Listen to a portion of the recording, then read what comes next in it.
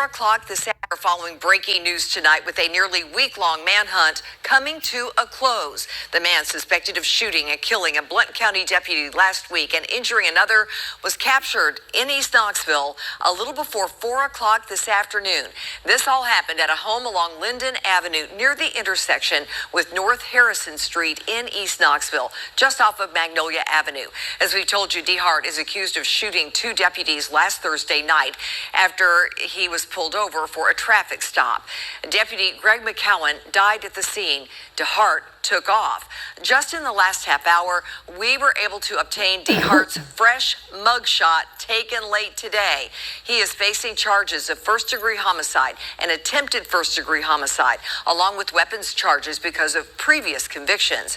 We are expecting a news conference with law enforcement coming up in the next few minutes. We're monitoring that. But for now, WATE 6 On Your Side reporter Corey Sanning joins us now live from East Knoxville, very close to the home DeHart had been hiding in. And Corey, you've been able to hear from witnesses. You even found a look at the dramatic arrest on camera. Bring us up to date.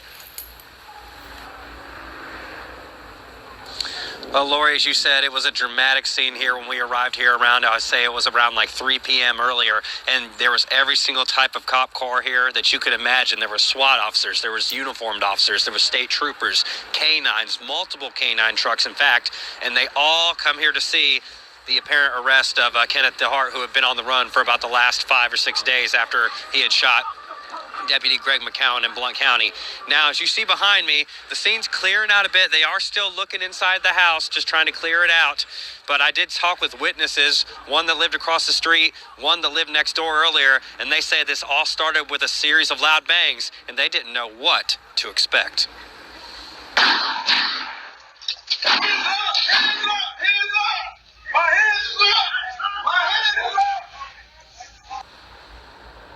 I wasn't sure what it was. I was just I had just come in and I was getting ready to eat, and all at once I heard this boom. And then a few minutes later I heard it again.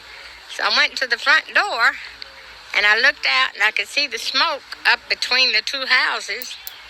And so I looked out again, and then I seen all these some of them in camouflage suits and things with guns drawn and down and up. And I said, uh-oh, I better get away from the door.